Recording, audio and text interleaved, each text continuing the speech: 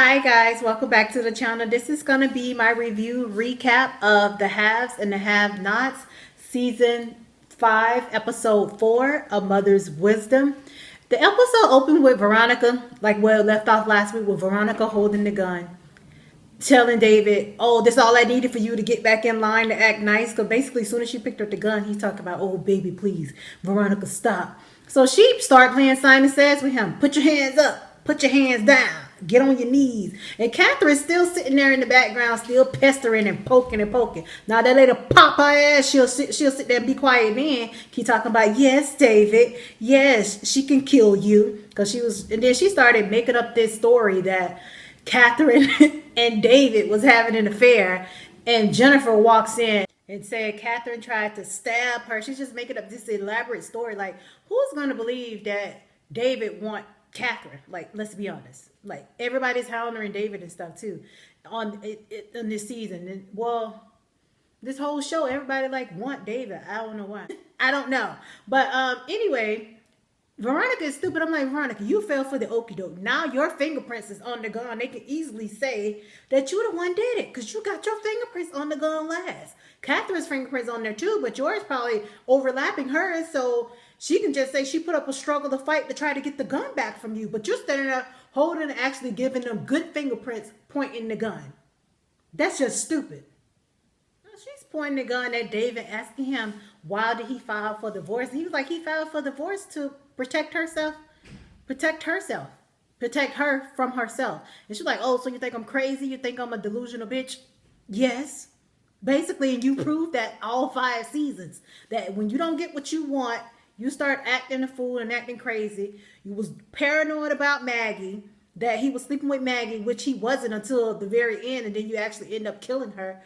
You paranoid about the DA. He been swerving the DA since like she came on the show. You think everybody, you think Jim, David, and Catherine plotting to get you out. Like you completely just off your rocker. Or like, are you on medication? Like, are you bipolar? Is that the reason why you opened your clinic that's in debt? So she's still sitting up here acting the fool with David, talking about you. David, she was like, you really think I'll kill you? David said, yes, because you already tried to kill me. You tried to set the house on fire. This dumb bitch talking about, I didn't try to kill you. I just wanted you to burn a little bit. I just wanted you to burn so nobody else would want you but me. Girl, that doesn't work. Like most people fall for what's on the inside and not the appearance. And also David is rich, so somebody else would want him, especially with you acting crazy. So Erica's calls from the hotel, and I thought it was going to be Jim calling. David trying to stall or whatever. Veronica's like, give me the phone. So she answered the phone, and Erica's really startled that Veronica answered the phone. She was like, who is this? She was like, this is his wife. Veronica, she was like, oh. And she was like, she's a reporter. She's trying to pretend she's a reporter. Bitch, please. Veronica, no. And then she was like, she was trying to get some comment on somebody who's running for something. I don't know. And then Veronica was like,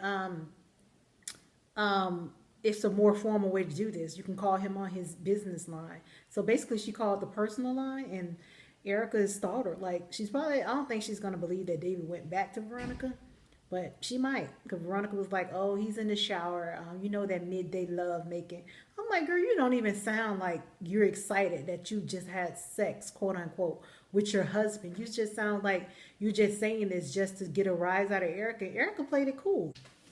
So David shows Veronica how to take the bullets out of the chamber, and Catherine is still sitting over there talking all this shit, talking about, oh, it's still one in the chamber. I'm like, girl, obviously this is your gun. You just keep making it worse. And David ended up taking the gun out, taking the bullets out. Soon as he took the bullets out, Jim come rushing in. He talk about, who is this on my floor? I'm like, don't nobody know how the DA look like. First, David pretended like he don't know the lady. Now Jim's pretending like he don't know the lady. And he was like, it's Jennifer Salison. So he looked at Catherine. He already know Catherine did it. And he talked about, okay, give me the gun. And he took his tie and started wiping off the fingerprints.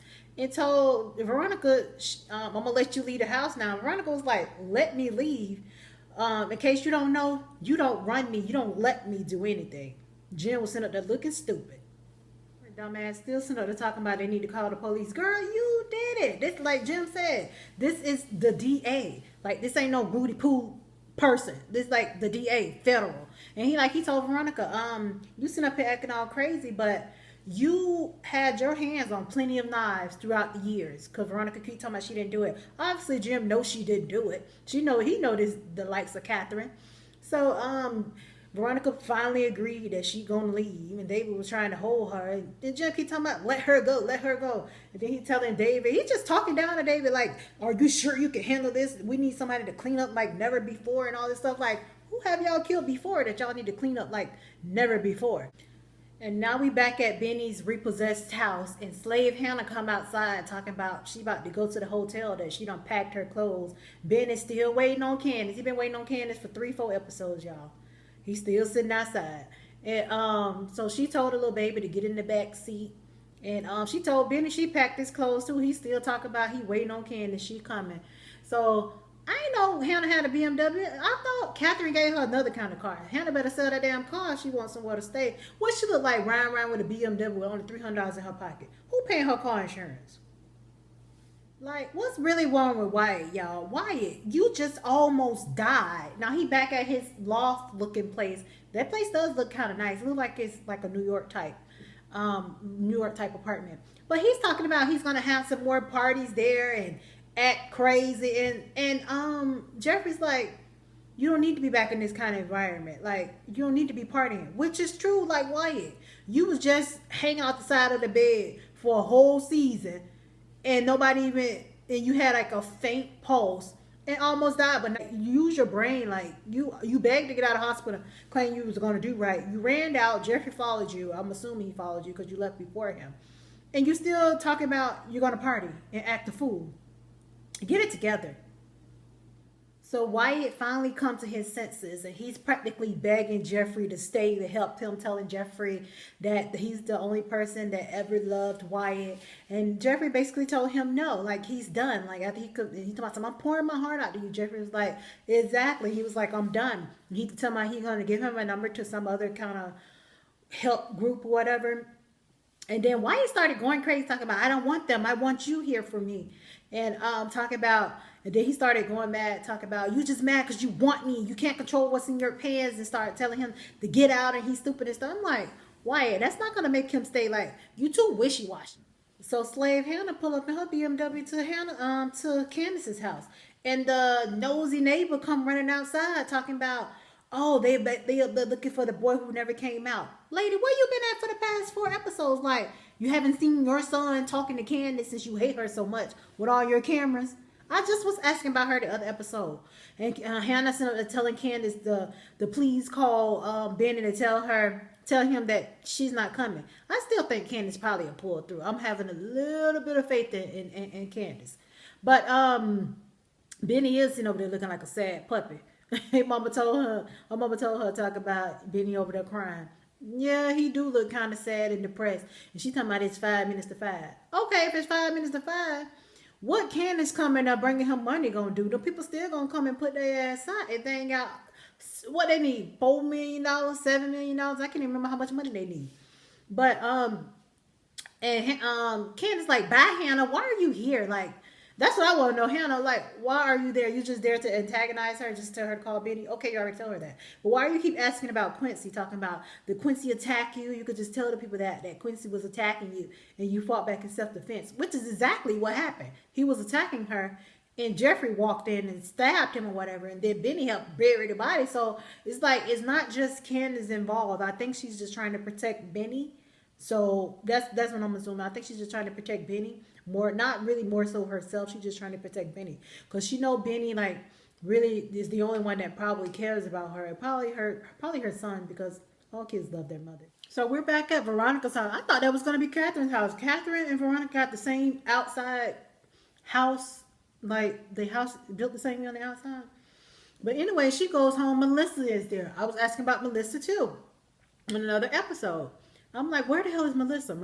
She telling us that she's sorry that she missed Melissa's engagement party, to tell her family that she's sorry. I'm like, Melissa don't look pregnant to me. Melissa was like, you're bleeding. She was like, yeah, I got held up at my last location last night. Yeah, AKA I got my ass beat by Catherine, and she tried to kill me. But then Veronica goes upstairs to call Jeffrey. Jeffrey's like, what? She was like, is that a way to talk to me? He was like, what do you want, lady? So basically, Jeffrey was chewing her out about calling the police. And she was like, I didn't call the police. Quita did. Which Quita didn't either. But she was like, even the hood rat could put together two and two and make up something. And then she telling Jeffrey that Candace and him need to meet her at the Fatisian Hotel or whatever hotel. The same hotel that Erica called from. But I think they finna walk in and she finna try to see who the girl was that called David's phone. And he told her to tell Candace so they can meet them there so they both of their ass can stay out of jail. And then Jeffrey was like, maybe I need a cell next night at Candace's house. And I guess the head of the police department, detective or somebody, he comes there and he was like, well, it wasn't blood. You remember last episode, Justin put the marker on the side of the pool, making him move the top thing to the side. He was like, it wasn't blood. And he was like, well, good eye though. So they moved the thing about, and then he was like, it's a fresh pile of dirt here. Nobody's noticed this. Then he was like, well, you help us move this thing here. And then he was like, well, let's get some shovels. Because Justin was like, well, she said she had some fresh yard work done. And he was like, let's get some shovels. So he go outside. He tell Candace, you have to get out of here. They asking for shovels. But my thing is, it's so obvious that something is there. Like, you put fresh dirt on top of grass like that, like it's not going to stand out. You could at least put some more fake grass on top of it, like to make it blend in. Like, that didn't make any sense. Like, why would you just have like regular green grass that's like pretty and stuff, and then you just got like a pile of dirt on top of it? It doesn't make any sense. Y'all ass trying to get caught. Yeah, right after he leaves from Candace, Jeffrey calls her, telling Candace that Veronica wants to meet with them at the Fretision Hotel. And she was like, I'm not meeting with her. I don't trust her. And Jeffrey was like, well, what other choice do we have? She sounded really desperate on the phone, which she really did. And so Candace finally agreed to say she's going to go. But she said she needed to go see Benny first. He was like, no, my mother's going to leave. And she was like, well, let her leave. So, but Candace finally agreed that she said she was going to go. And she was going to go to the hotel and meet Jeffrey. So we'll just see how this plays out. I hope Erica is there. So Mitch finally goes down to the jail, and Ward's in there acting the fool, talking about Candace set him up, and he's going to get Candace. And Mitch finally confessed. He was like, Candace didn't do that. I did. And then he was like, no, Candace had something. He was like, no, Candace didn't have anything to do with this. I did. So Ward still was like, well, I'm getting out of here. I got friends in high places. And Mitch was like, your ass ain't getting out of here. All that coke and weed that was in your tire, you're not getting out of here. So basically, Ward ended up getting out. He talked about he's going to go. And the first thing he do, he's going to break into Candace's house and cut her throat. And why Candace ain't in all this money she spent on this house? Why she's not in the gated community? Why she ain't got ADT? Like, how Ward keep breaking into her house? Like, last season, how he kept breaking into her house, raping her. I just don't understand how he kept getting in. The nosy neighbor ain't seen him. So back at Benny's place, Hannah over her telling him this story about how she didn't know his daddy was married, and the daddy had a place, and the wife found out and put her and Candace out while she was 8 months pregnant. And I'm like, why are you telling him this? And he was like, she was like, well, I'm telling you this just because I've been through worse situations and we can get out of this and all this stuff. And then after more she was talking, Benny started getting upset, and she was like, and she started taking off of Candace. He was like, why are you taking off of her? So she was like, I don't think Candace did this just to intentionally hurt you. I think she really thought she was doing something right. And in the midst of them talking, the police people came to put Benny's ass out. And he talked about, I ain't going nowhere waiting on my sister. That joke was funny, y'all. I swear. He talking about, I'm waiting on my sister. I'm waiting on my sister to come. And then Hannah was like, it's 5 o'clock, baby. She ain't coming. It's 5 o'clock. So they started wrestling him and put him in the back seat. He talking about, I'm waiting on my sister. I'm like, these people don't know who the hell Candace is. And then he's asking Hannah, you just gonna let them do this to me? You just gonna let them do this to me? What is Hannah supposed to? And the baby Q is sitting in the car looking at all this go down. I said, oh, this poor baby. The final scene, y'all, they dig up the body. Like, they got like his hand in a Ziploc bag. Like, the man was like, we have a body. And everybody started walking over there. And the cop, Justin, he just like left out. I guess he going to go call Candace or Jeffrey and tell them that they actually found the body. So that's the end of episode 4, A Mother's Wisdom, season 5 of the Have and the Have Not.